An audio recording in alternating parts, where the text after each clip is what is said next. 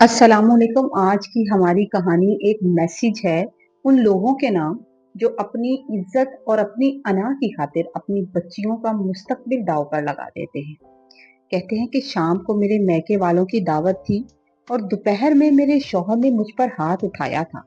वो थप्पड़ इतना जोरदार था कि मेरी आंख के नीचे खून जम गया था और उसने मुझे धक्का दिया तो मैं गिर गई और माथे पर भी जख्म आ गया।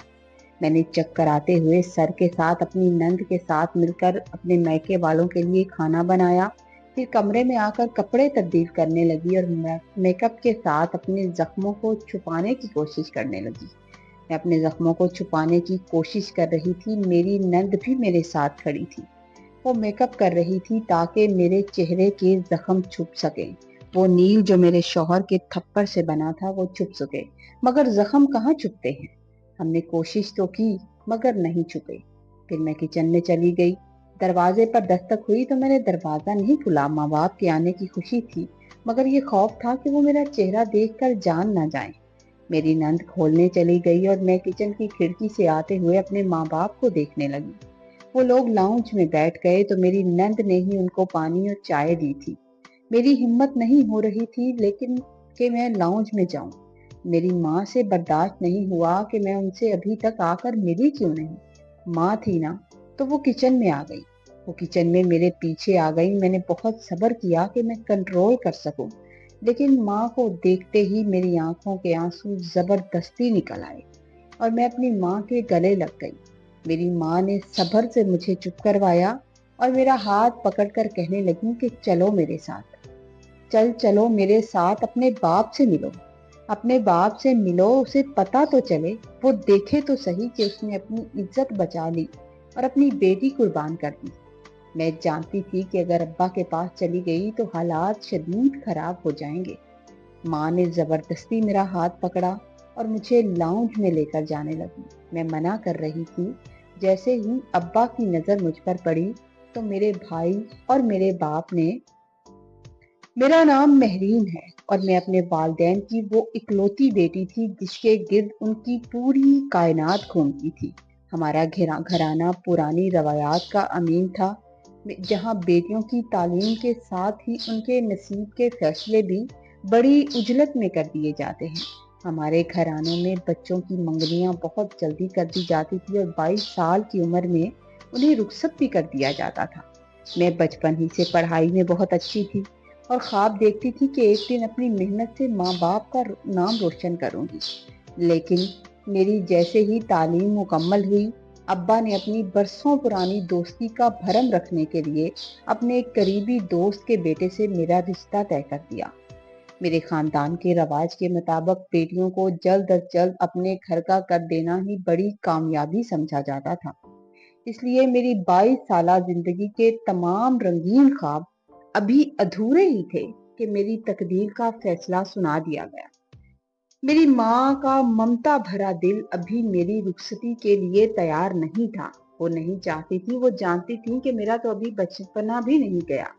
वो अक्सर तड़प उठती थी कि अभी तो मेरे गुड़ियों से खेलने और लाड उठवाने की उम्र है। अभी से इस कदर बड़ी जिम्मेदारी का बोझ मेरे नाजुक कंधों पर क्यों डाला जा रहा है। वो अब्बा को मना करने की कोशिश तो करती कि मेरी इकलौती बेटी है, मैं इतनी जल्दी शादी नहीं कर सकती, लेकिन अब्बा अपनी जिद के पक्के थे। वो खानदान के रिवाजों में बंधे हुए थे। उनका मानना था कि जवान बेटी वक्त पर अपने घर की हो जाए तो ही खानदान की इज्जत महफूज रहती है। इसलिए आनन फानन शादी की तैयारियां शुरू कर दी गई और देखते ही देखते घर में ढोलक की ताप बजने लगी। मेरा इकलौता भाई अहमद, जो मुझसे सिर्फ 1 साल बड़ा था, वो अक्सर उदास नजर आता था। पहले तो मेरे मुझसे उसके झगड़े ही खत्म नहीं होते थे। अब वो बार बार मेरे सर पर हाथ रखता और उसकी खामोश नजरें जैसे मुझसे माफी मांगती हुई नजर आती थी। जब ये खबर, क्योंकि वो जानता था कि अब्बा के फैसले के सामने सब बेबस हैं। जब ये खबर मिली कि लड़का 32 साल का है, तो अम्मा और अहमद ने सख्त एतराज किया था कि वो इतना बड़ा है, मगर अब्बा ने ये कहकर सबके लब सी दिए कि बड़ा शौहर ही समझदार और मैच्योर होता है। कम उम्र के लड़के तो जिंदगी की तलखियों और जिम्मेदारियों का बोझ उठाने में बरसों लगा देते हैं। ज्यादा उम्र के लड़के ज्यादा समझदार होते हैं। घर में शादी का जश्न अरूज पर था। हर गोशा रोशनियों से जगमगा रहा था, मगर मेरी माँ के दिल में एक अनजानी सी किसक और बेचैनी रक्स कर रही थी। वो बज़ाहिर तो मेहमानों की खातिरदारी में मसरूफ थी, लेकिन उनकी भीगी आंखें बार बार मेरा चेहरा तकती, जैसे वो किसी आने वाले तूफान को भांप रही थी। उन्होंने महज मेरे बाप की खुशी की खातिर अपने दिल पर पत्थर रखकर सब्र कर लिया था। वो अभी मेरी शादी नहीं करना चाहती थी कि शायद अब्बा का तजर्बा दुरुस्त साबित हो और उनकी बेटी का नसीब संवर जाए। फिर वो मेहंदी की रात आ पहुंची। मेहंदी की रात आ पहुंची। मैं पीले रंग के अरोसी जोड़े में मलबूस हाथों पर पिया के नाम की मेहंदी लगाए अपने कमरे में बैठी थी। मेरी दोस्तें, मेरी सहेलियां गीत गा रही थी और मैं अपनी जिंदगी के पुरखैर ख्वाब बुन रही थी। मुझे लग रहा था कि मेरी जिंदगी का ये नया सफर खुशियों की नौबीद लाएगा, मगर मुझे क्या मालूम था कि दीवार के उस पार मेरी जिंदगी की सबसे हौलनाक हकीकत मेरा इंतजार कर रही है। मैं उम्र में भी इतनी ज्यादा नहीं थी तो इतनी अकल भी नहीं थी। मैं जैसे ही तैयार होकर अभी कमरे से निकलने वाली थी कि अचानक अचानक से बाहर से भाई अहमद की दबी दबी मगर लरसती हुई आवाज मेरे कानों से टकराई थी। वो अब्बा से बात कर रहा था। वो हाँफते हुए अब्बा से कह रहा था, अब्बा, खुदा के लिए मेरी बात सुने। मेरे दोस्त की फैमिली सच कह रही है। वो लोग सच कह रहे हैं, वो झूठ क्यों बोलेंगे? वो लड़का जिसके हाथ में आप मेहरीन का पल्ला थमा रहे हैं, वो न सिर्फ शराबी है बल्कि एक बदकिरदार इंसान है। वो लोग उनके करीब ही रहते हैं। उस लड़के का उठना बैठना निहायत ही बुरे लोगों में है। आपके दोस्त ने दोस्ती की आड़ में आपकी पीठ में छुरा घोंपा है। आप मेरी बात समझते क्यों नहीं? ये अल्फाज किसी खंजर की तरह मेरे दिल के आर पार हो गए और मैं साकत दीवार को थामे खड़ी रह गई। अब्बा की बेबस और धीमी आवाज आई, अहमद, अब कुछ नहीं हो सकता। अब इज्जत का सवाल है। इतने मेहमानों के सामने हम इनकार करके अपनी नाक नहीं कटवा सकते। अब बेटी का जो भी नसीब हो वही होगा। अम्मा की सिसकियों भरी आवाज आई कि आप जानते बूझते अपनी फूल जैसी बेटी को उस जहन्नम की आग में क्यों धकेल रहे हैं? क्या हो गया है आपको? मगर अब्बा के गुस्से और गरज ने सबको खामोश करवा दिया कि अब सुबह बारात आएगी। सुबह बारात आएगी और यही आखिरी फैसला है मेरा। अहमद अब्बा को मनाने के लिए उन्हें दूर ले गया और मैं वही मेहंदी लगे हाथ खड़ी देखते हुए ये सोच रही थी कि क्या वाकई मेरा नसीब कल सुबह किसी अंधेरी खाई में गिरने वाला है? क्या मेरी बारात आएगी या मेरी जिंदगी का जनाजा उठेगा? शादी की वो सुबह मेरी जिंदगी की सबसे बोझल सुबह थी। मेरे दिल में खौफ बैठ चुका था। रात भर की सिसकियों और अनजानी हकीकतों के खौफ ने मेरी आंखों से नींद छीन ली थी। आखिरकार बारात आई और अब्बा ने भरी आंखों के साथ मुझे रुखसत कर दिया। मैंने जब अपने मैके की दहलीज छोड़ी तो मेरा वजूद कांप रहा था, क्योंकि भाई अहमद और अब्बा की वो बातें जो मैंने अपने कानों से सुनी थी मेरे कानों में शीशे की तरह पिघल रही थी। रुखसती के वक्त सबके चेहरे उदास थे, जैसे सबको इल्म हो कि वो मुझे किसी महफूज पनाहगाह की बजाय किसी तूफान के हवाले कर रहे हैं। जब निकाह हुआ और निकाह के बाद वो शख्स मेरे पास आकर बैठा तो मैंने चोरी छुपे उसे देखा था। मैंने उसे देखा, वो दिखने में बहुत नफीस, संजीदा और समझदार इंसान मालूम होता था। एक पल में जी चाहा कि काश अहमद भाई की बातें गलत साबित हों। काश उस पर पुरसकून चेहरे के पीछे कोई दरिंदा ना छुपा हो। मैं दिल ही दिल में दुआएं मांगने लगी, मगर ससुराल पहुंचते ही ख्वाबों के शीश महल टूटने लगे। रुखसती की अगली सुबह जब मैं कुछ लड़कियों के पास से गुजरी तो उनकी सरगोशियों ने मेरे कलेजे को चीर कर रख दिया। वो कह रही थीं कि मेरा शौहर किसी से बेपनाह मोहब्बत करता था और इसीलिए उसने इतने साल शादी नहीं की थी। मगर फिर क्या हुआ कि उस लड़की की शादी कहीं और हो गई। कहीं और हो जाने के बाद उसने महज घर वालों के दबाव में आकर मुझसे निकाह किया था। वो कह रही थी कि इतनी छोटी और प्यारी सी लड़की इसे मिल गई है, शायद शायद अब वो उसे भूल जाए। ये बात सुनकर मेरा दिल बैठ गया। पहला दुख तो ये था कि जिस शख्स के नाम की मैंने मेहंदी लगाई थी, उसके दिल में पहले ही किसी और का बसेरा था। मैं खौफजदा रहने लगी। मैं खौफजदा हो गई, परेशान होने लगी कि जिसके दिल में मेरे लिए कोई जगह नहीं है, वो मेरे साथ क्या ही सलूक करेगा। शादी के चंद ही दिनों बाद उसकी शख्सियत के असल तहें खुलना शुरू हो गई। आहिस्ता आहिस्ता पता चलने लगा कि वो सच में है क्या। वो इंतहाई सुकून पसंद और हद से ज्यादा नज़्मो ज़ब्त का आदी था। वो शराब भी पीता था और अक्सर नशे में रहता था। अगर कमरे में एक भी चीज अपनी जगह से जरा सी हिल जाती तो वो गुस्से से आग बगोला हो जाता था। उसके मिजाज में ऐसी तपश थी जो मुझे झुलसा कर रख देती थी। कभी कभी तो वो बहुत अच्छा और बहुत पुरसकून सा बन जाता था, मगर अक्सर उसकी जबान से निकलने वाले जहरीले जुमले और हकारत अमेज लहजा मुझे ये एहसास दिलाता था कि मैं इस घर में सिर्फ एक जरूरत के तहत लाई गई हूँ। मेरी सास और ससुर बहुत अच्छे इंसान थे और मेरी एक छोटी नंद भी थी, मगर वो सब उसके गुस्से से इस कदर लरसते थे कि किसी में भी उसके सामने बोलने की हिम्मत नहीं थी। कोई भी उसके सामने बोलने की जुर्रत नहीं करता था। वो जब घर आता तो पूरे घर में एक सन्नाटा छा जाता था, जैसे सबकी सांसें उसके मूड की मरहूने मिन्नत हों। कोई ऊंची आवाज में बात भी नहीं करता था कि उसे बुरा ना लग जाए। जुल्म की इंतहा उस दिन हुई जब मेरे ससुर ने, जो मेरे अब्बा के पुराने दोस्त भी थे, अब्बा के पुराने जानने वाले पुराने दोस्त थे, हमारे घर वालों की दावत का एहतमाम कर दिया। मेरे ससुर ने मेरे अब्बा को फोन कर दिया और मेरे शोहर का उस शाम अपने दोस्तों के साथ बाहर जाने का कोई प्रोग्राम था, मगर मेरे ससुर ने शायद भूल में उसे पहले इत्तला नहीं दी थी। जब वो दोपहर को ससुर ने उसे फोन पर दावत का बताया तो वो गुस्से में पागल हो गया। उसने बाप को तो कुछ नहीं कहा, वो सीधा घर आया और किसी तूफान की तरह मेरे कमरे में दाखिल हुआ। कहने लगा, क्या तुम्हें मुझे बताना जरूरी नहीं समझा? तुमने मुझे क्यों नहीं बताया? उसने ढारते हुए पूछा था। मैं हैरानी से उसे देखने लगी और सहमे हुए लहजे में कहा कि मुझे तो खुद अभी मालूम हुआ है। मुझे तो अब्बा ने खुद बताया है, अभी मैं कैसे बताती आपको।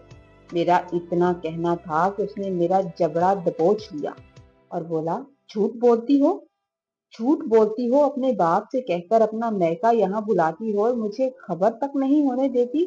इन सारे ड्रामों से मैं अच्छी तरह वाकिफ हूँ। इससे पहले कि मैं सफाई में कुछ कहती, उसने पूरी कुव्वत से मेरे मुंह पर थप्पड़ दे मारा। उसका वो भारी हाथ और वो थप्पड़ इतना जोरदार और अचानक था कि मेरी आंखों के सामने यूं लगा जैसे अंधेरा छा गया और मेरी आंख के नीचे तो खून जम गया। मैं अभी संभल नहीं पाई थी कि उसने मुझे हकारत से धक्का दिया। मैं फर्श पर लगी मेज के कोने से जा टकराई और मेरा माथा बुरी तरह जख्मी हो गया। वो तो गुस्से में बुड़बड़ाता हुआ बातें करता निकल गया, लेकिन मैं वहां फर्श पर पड़ी अपनी बिखरी हुई जिंदगी और खून आलूद माथे के साथ ये सोच रही थी कि क्या यही मेरा नसीब है, जिसके लिए मेरे अब्बा ने अपनी अना की कुर्बानी दे दी थी।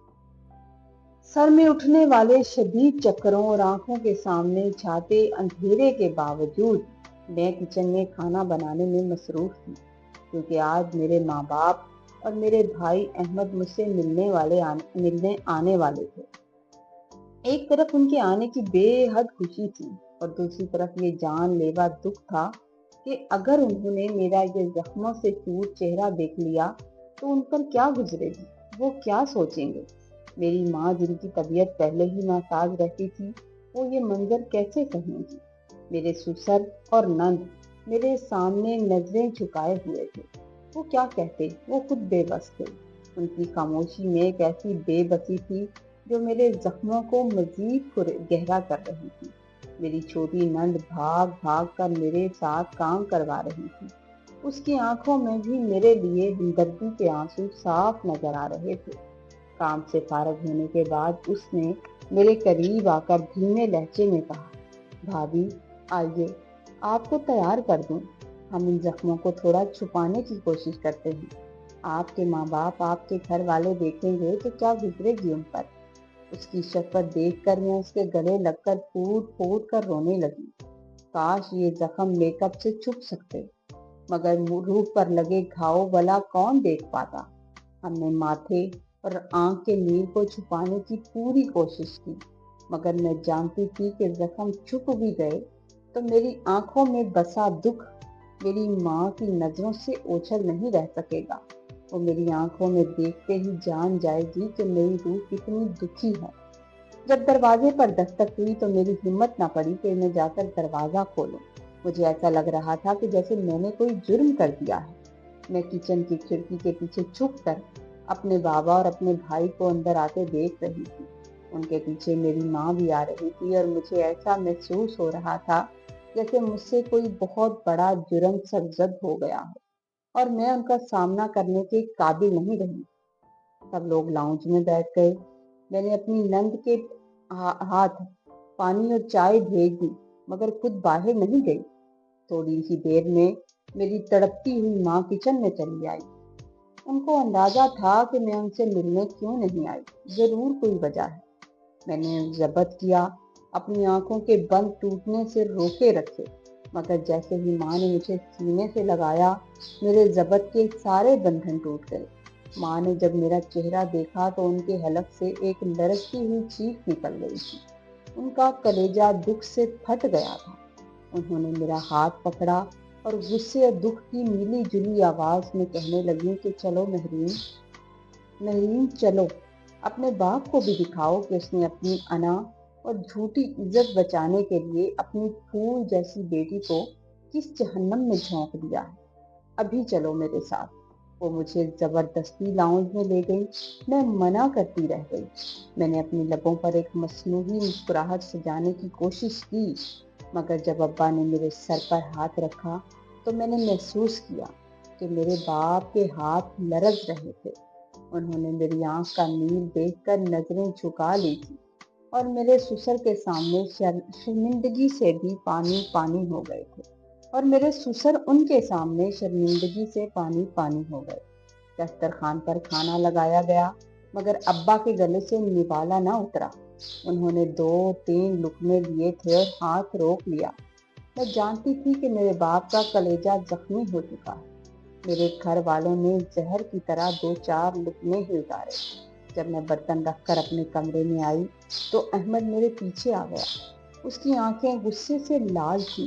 اس نے میرا بیگ نکالا اور کہنے لگا کہ ڈالو، اپنا سامان ڈالو اس میں تمہیں اب یہاں 1 منٹ نہیں رہنے دوں گا۔ میں نے اسے ٹالنے کے لیے جھوٹ بولا کہ کیا ہوا، میں تو گر گئی تھی، یہ مجھے چوٹ لگی ہے، تم نے میرا حال چال بھی نہیں پوچھا۔ مگر وہ غصے سے دھاڑ کر بولا، مجھ سے جھوٹ مت بولو مہرین، تم ابھی اتنی بڑی نہیں ہوئی، میں سب جانتا ہوں۔ ابھی ہم بحث کر رہے تھے کہ میرا شوہر کمرے میں داخل ہوا۔